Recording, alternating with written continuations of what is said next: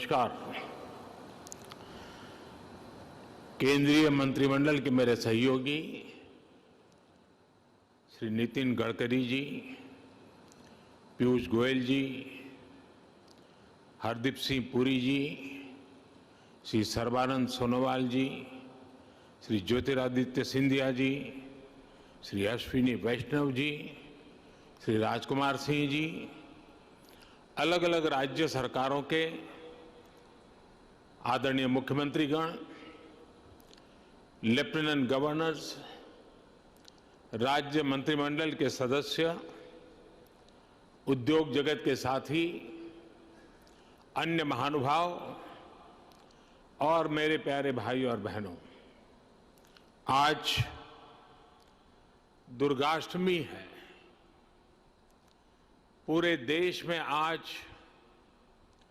शक्ति स्वरूपा का पूजन हो रहा है, कन्या पूजन हो रहा है और शक्ति की उपासना के इस पुण्य अवसर पर देश की प्रगति की गति को भी शक्ति देने का शुभ कार्य हो रहा है।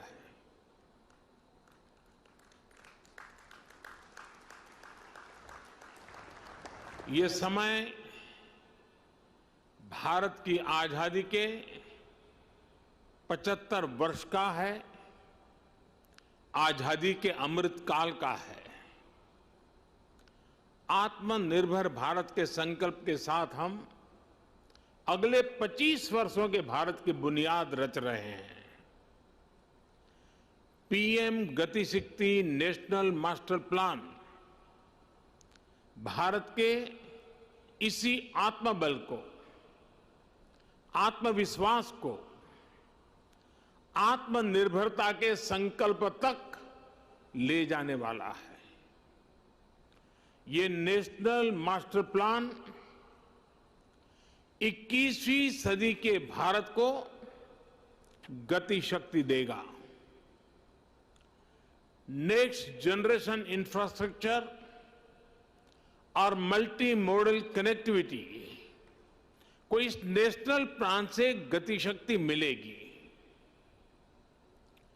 इंफ्रास्ट्रक्चर से जुड़ी सरकारी नीतियों में प्लानिंग से लेकर एग्जीक्यूशन तक को ये नेशनल प्लान गति शक्ति देगा।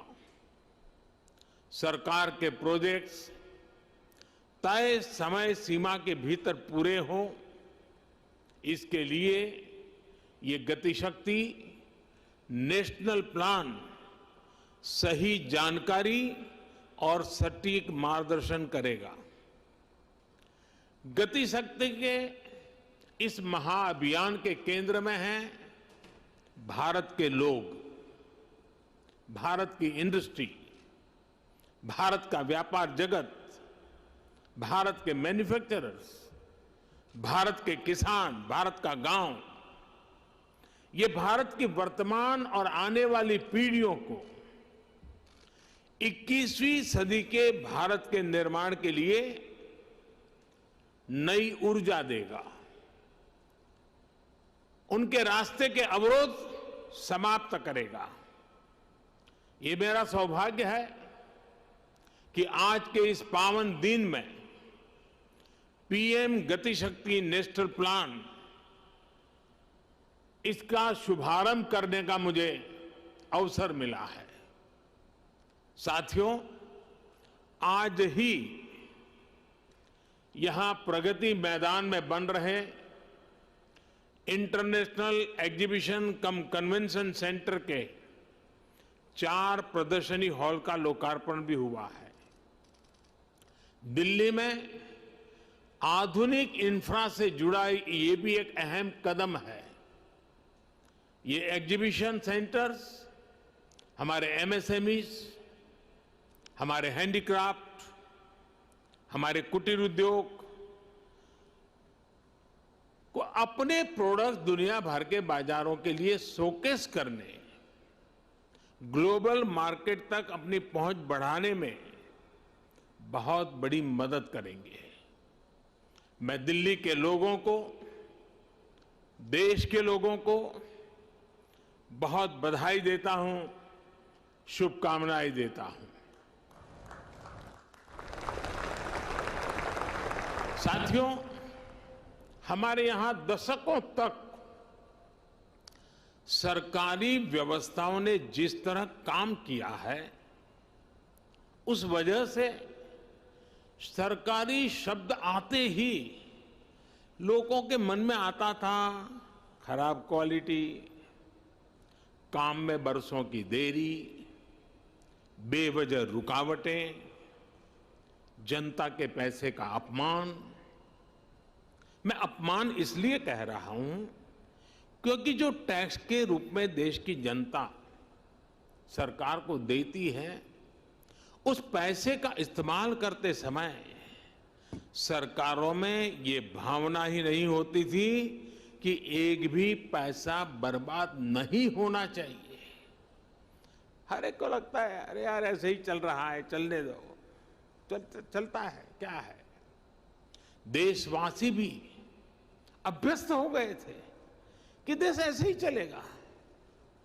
वो परेशान होते थे, दूसरे देशों की प्रगति देख उदास होते थे और इस भावना से भर गए थे कि कुछ बदल नहीं सकता।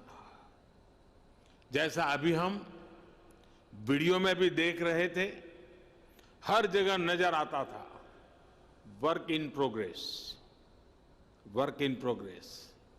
लेकिन वो काम कभी पूरा होगा भी या नहीं, समय पर पूरा होगा या नहीं, ये लेकर कोई विश्वास जनता के मन में नहीं था। वर्क इन प्रोग्रेस का बोर्ड एक तरह से अविश्वास का प्रतीक बन गया था। ऐसी स्थिति में देश प्रगति कैसे करता? प्रगति भी तभी मानी जाएगी जब उसमें गति हो, गति के लिए एक अधीरता हो, गति के लिए एक सामूहिक प्रयास हो। आज 21वीं सदी का भारत सरकारी व्यवस्थाओं की उस पुरानी सोच को पीछे छोड़कर आगे बढ़ रहा है।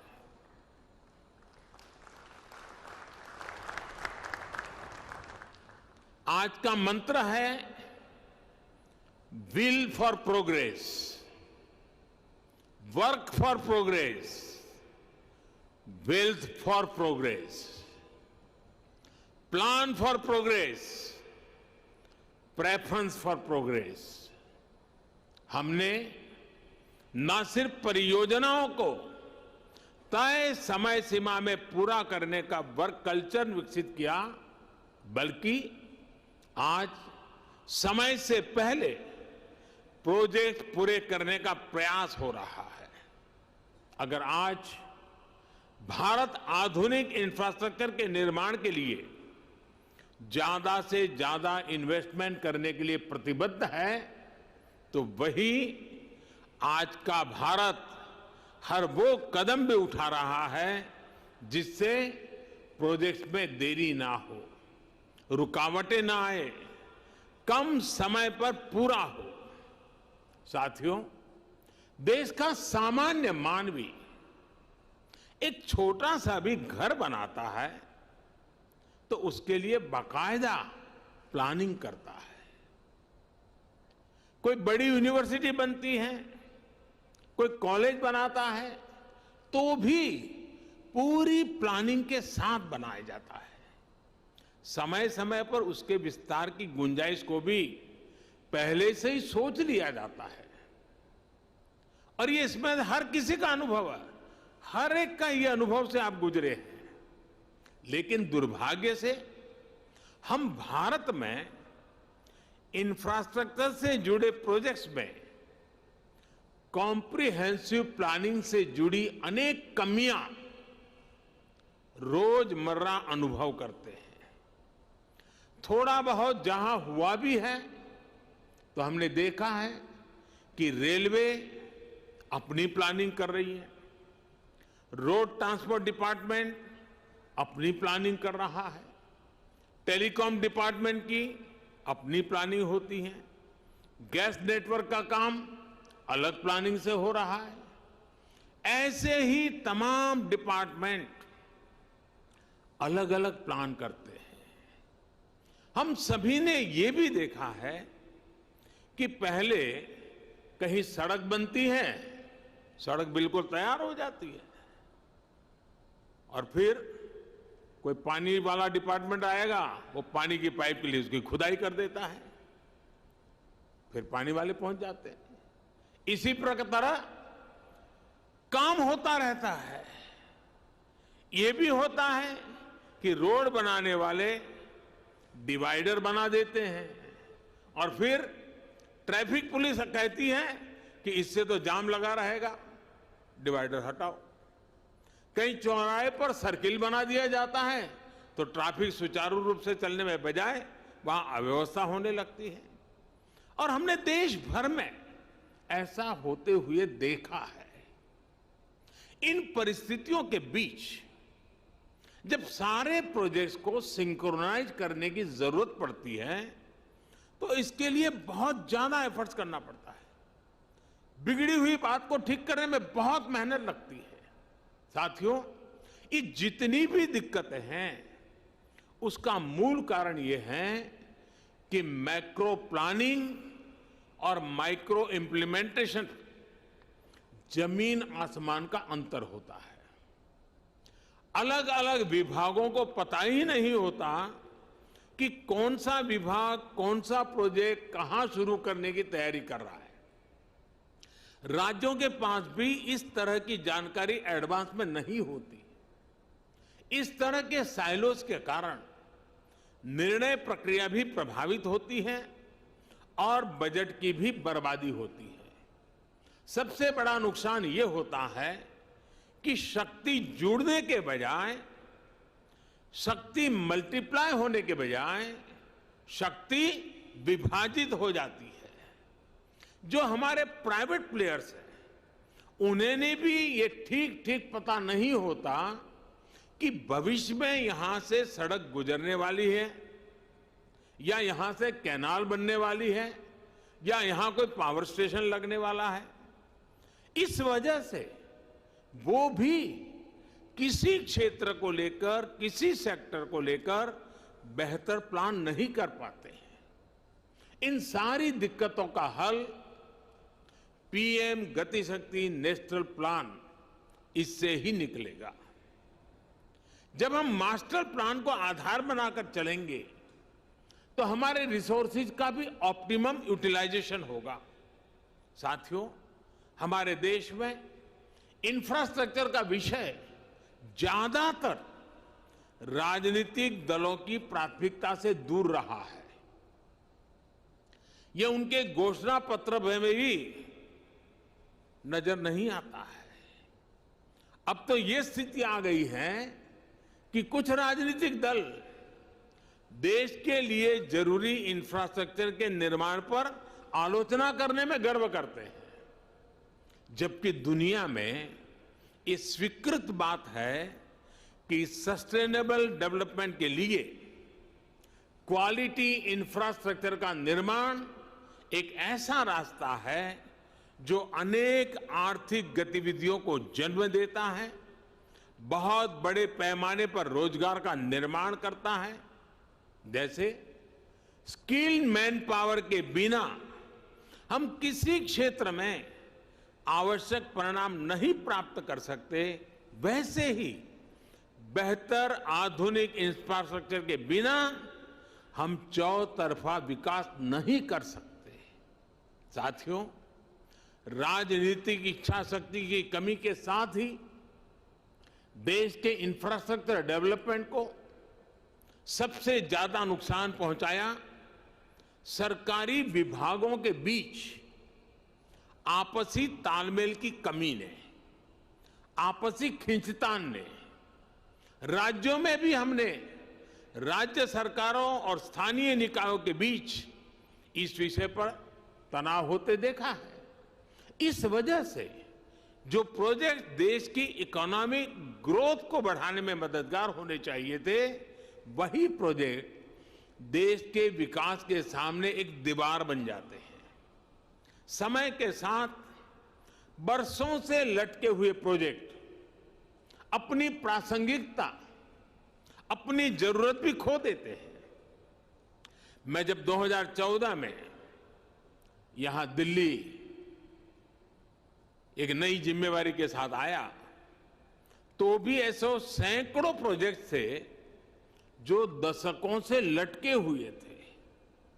लाखों करोड़ रुपए के ऐसे सैकड़ों प्रोजेक्ट्स की मैंने खुद समीक्षा की।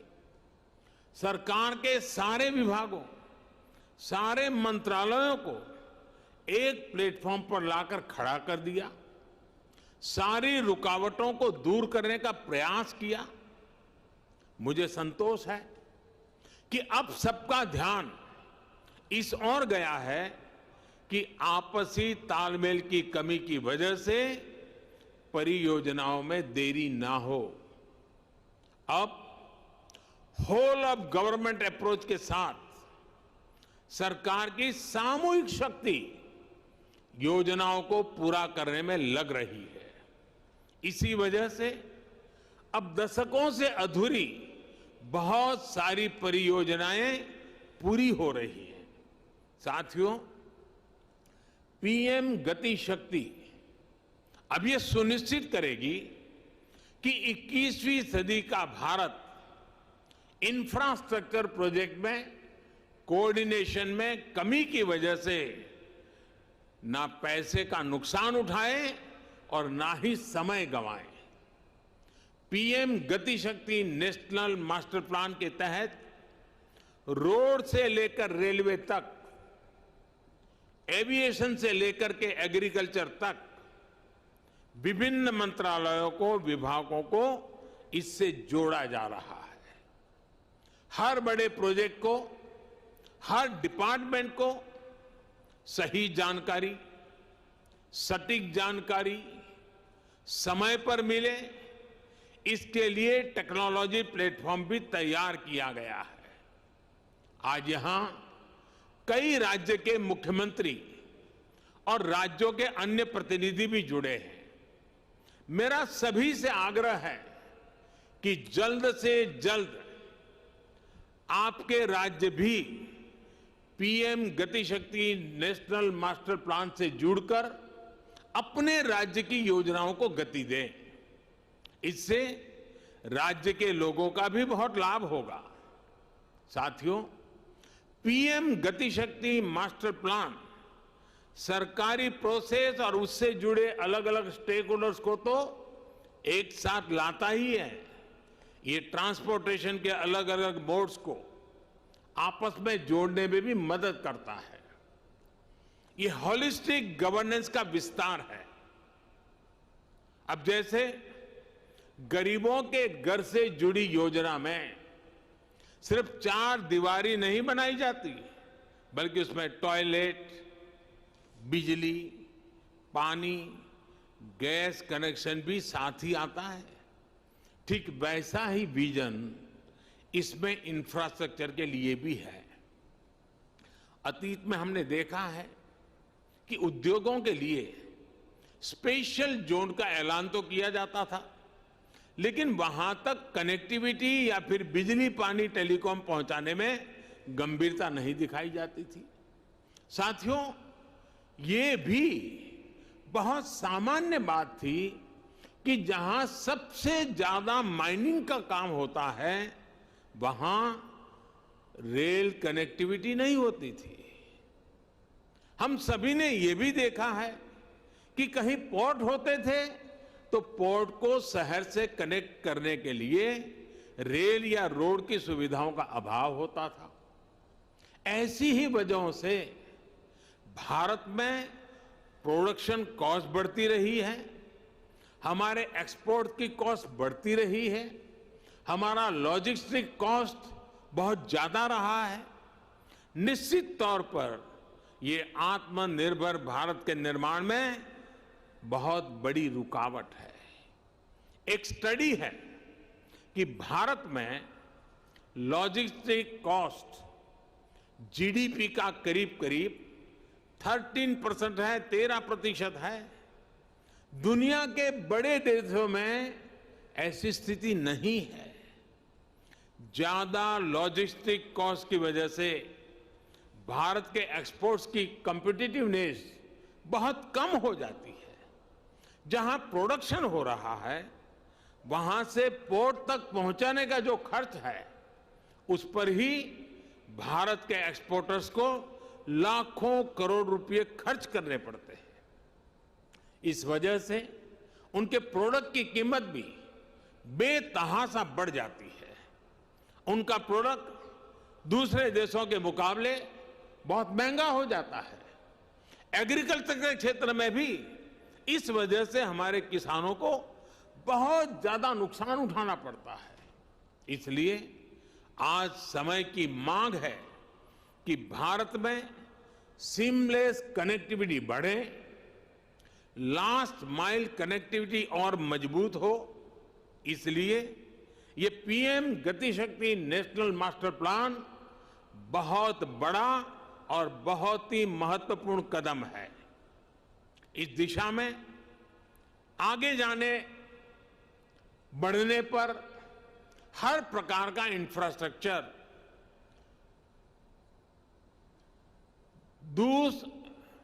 दूसरे इंफ्रास्ट्रक्चर को सपोर्ट करेगा, उसका पूरक बनेगा। और मैं समझता हूं हर कारण, हर स्टेक होल्डर को भी ज्यादा उत्साह से इससे जुड़ने की प्रेरणा मिलेगी। साथियों, पीएम गति शक्ति नेशनल मास्टर प्लान देश की पॉलिसी मेकिंग से जुड़े सभी स्टेक होल्डर्स को, इन्वेस्टर्स को एक एनालिटिकल और डिसीजन मेकिंग टूल भी देगा।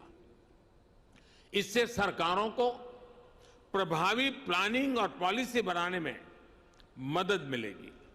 सरकार का अनावश्यक खर्च बचेगा और उद्यमियों को भी किसी प्रोजेक्ट से जुड़ी जानकारी मिलती रहेगी।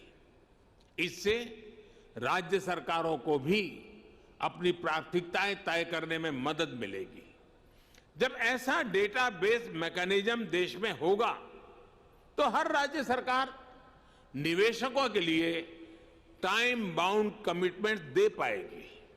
इससे इन्वेस्टमेंट डेस्टिनेशन के रूप में भारत की बढ़ती साख को नई बुलंदी मिलेगी, नया आयाम मिलेगा। इससे देशवासियों को कम कीमत में बेहतरीन क्वालिटी मिलेगी, युवाओं को रोजगार के लिए नए अवसर मिलेंगे। साथियों, देश के विकास के लिए ये बहुत जरूरी है कि सरकार के इंफ्रास्ट्रक्चर से जुड़े सभी विभाग एक दूसरे के साथ बैठें, एक दूसरे की कलेक्टिव पावर का इस्तेमाल करें। बीते वर्षों में इसी अप्रोच ने भारत को अभूतपूर्व गति भी दी है। पिछले 70 वर्षों की तुलना में आज भारत पहले से कहीं ज्यादा स्पीड और स्केल पर काम कर रहा है। साथियों, भारत में पहली इंटरस्टेट नेचुरल गैस पाइपलाइन 1987 में 1987 में कमीशन हुई थी। इसके बाद साल 2014 तक यानी 27 साल में देश में 15,000 किलोमीटर नेचुरल गैस पाइपलाइन बनी। आज देश भर में 16,000 किलोमीटर से ज्यादा नई गैस पाइपलाइन पर काम चल रहा है। ये काम अगले 5-6 वर्षों में पूरे होने का लक्ष्य है। यानी जितना काम 27 वर्षों में हुआ, हम उससे ज्यादा काम उसके आधे समय में करने का लक्ष्य लेकर चल रहे हैं। काम करने की यही रफ्तार आज भारत की पहचान बन रही है। 2014 के पहले के 5 सालों में सिर्फ 1900 किलोमीटर 1900 किलोमीटर रेल लाइनों का दोहरीकरण होता था। बीते 7 वर्षों में हमने 9000 किलोमीटर से ज्यादा रेल लाइनों की डबलिंग की है। कहां 1900 और कहां 7000। 2014 से पहले के 5 सालों में सिर्फ 3000 किलोमीटर रेलवे का बिजलीकरण हुआ था। बीते 7 वर्षों में हमने 24,000 किलोमीटर से भी अधिक रेलवे ट्रैक का बिजलीकरण किया। कहां 3,000, कहां 24,000। 2014 के पहले लगभग 250 किलोमीटर ट्रैक पर ही मेट्रो चल रही थी।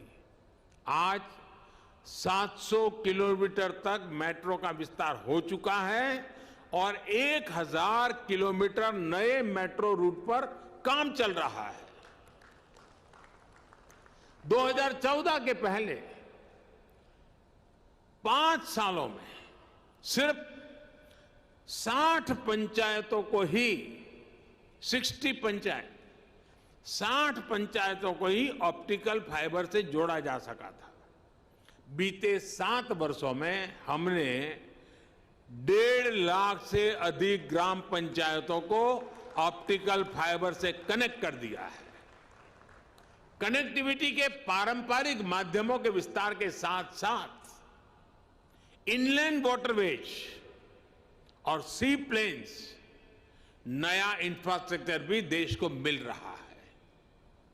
2024 तक देश में सिर्फ 5 वाटरवे थे। आज देश में 13 वाटरवेज काम कर रहे हैं। 2014 से पहले हमारे पोर्ट्स पर vessel turn around time 41 hour 41 घंटे से भी ज्यादा था। अब ये घटकर 27 घंटे रह गया है। इसे और कम करने का प्रयास भी किया जा रहा है। साथियों, कनेक्टिविटी के अलावा जरूरी दूसरे इंफ्रास्ट्रक्चर के निर्माण को भी नई रफ्तार दी गई है। बिजली की प्रोडक्शन से लेकर ट्रांसमिशन के पूरे नेटवर्क को ट्रांसफॉर्म किया गया है। One nation one power grid का संकल्प सिद्ध हो चुका है। 2014 तक देश में जहां 3 lakh circuit kilometre power transmission lines थी, वहीं आज ये बढ़कर 4.25 लाख सर्किट किलोमीटर से भी ज्यादा हो चुकी है। न्यू एंड रिन्यूएबल एनर्जी के मामले में जहां बहुत ही मार्जिनल प्लेयर थे, वहीं आज हम दुनिया के टॉप 5 देशों में पहुंच चुके हैं। 2014 के इंस्टॉल्ड कैपेसिटी से करीब करीब 3 गुना कैपेसिटी यानी 100 गीगावाट से ज्यादा भारत हासिल कर चुका है।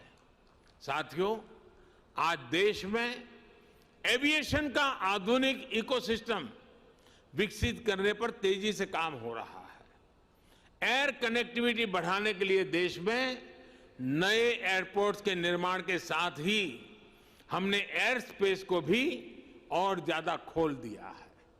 बीते 1-2 वर्षों में ही 100 से ज्यादा एयर रूट्स की समीक्षा करने उनकी दूरी घटाई गई है।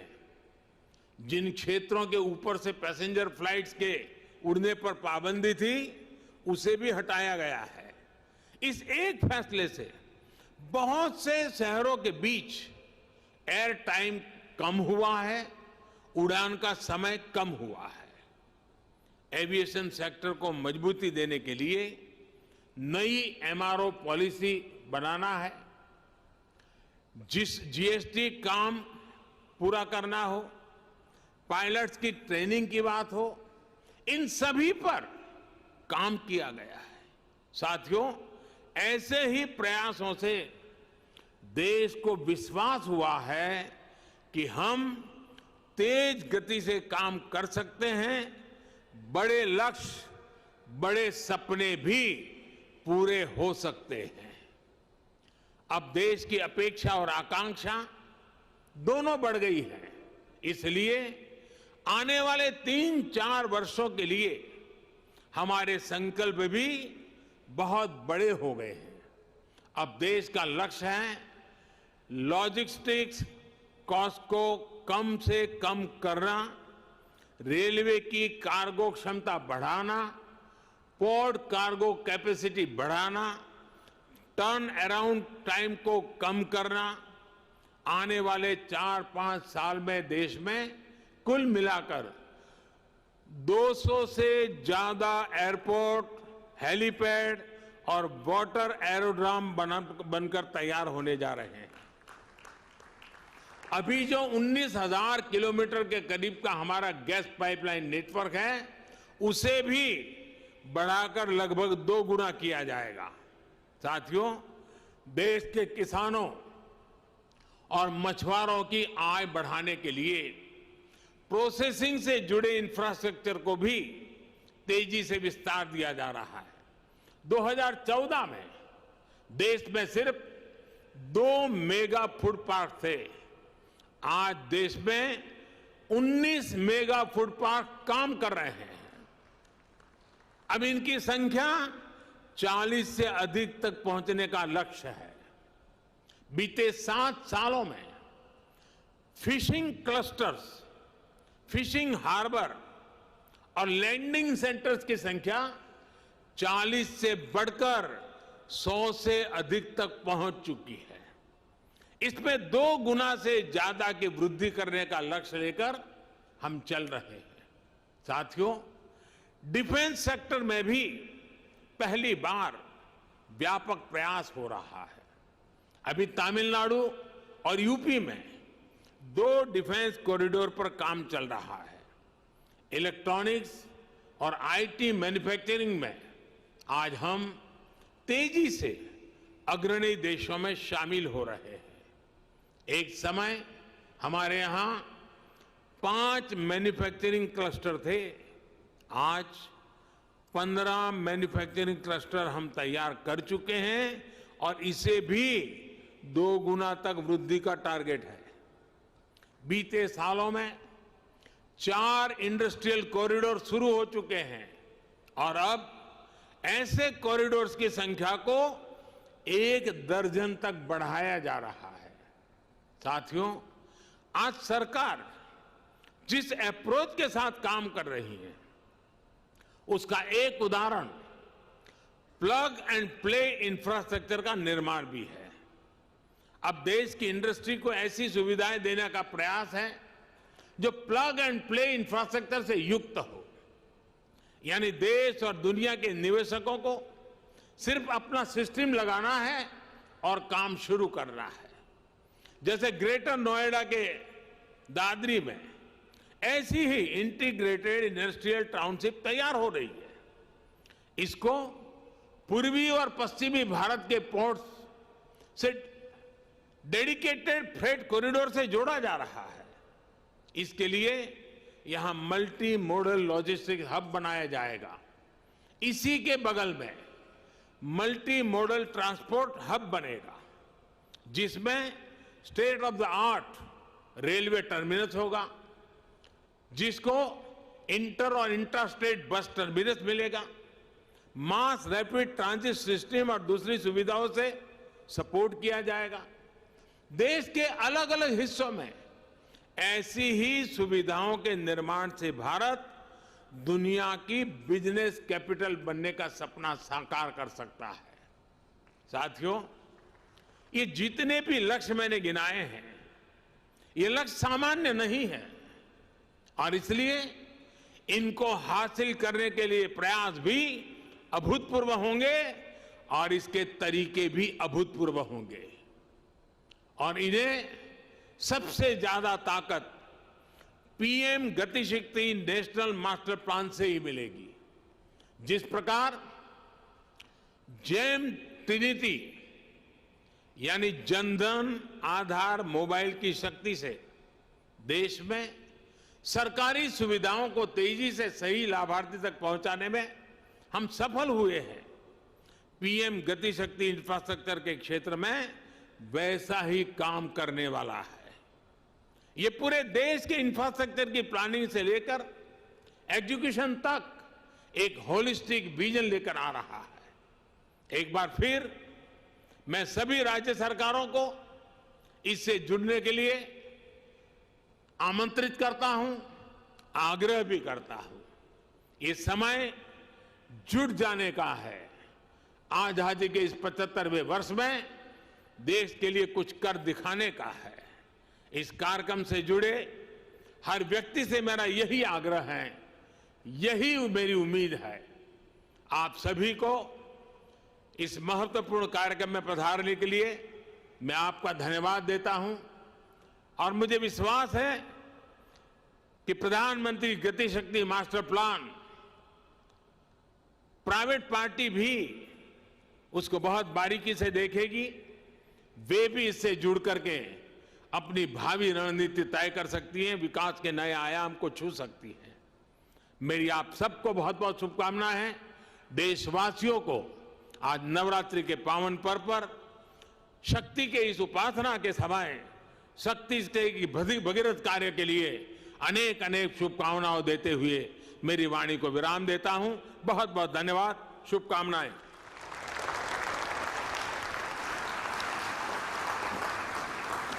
कोटि कोटि जन की आशा और विश्वास माननीय प्रधानमंत्री जी का हम हृदय से धन्यवाद करते हैं। बहुत बहुत धन्यवाद माननीय प्रधानमंत्री जी आज की इस सौगात के लिए। नेशनल मास्टर प्लान गति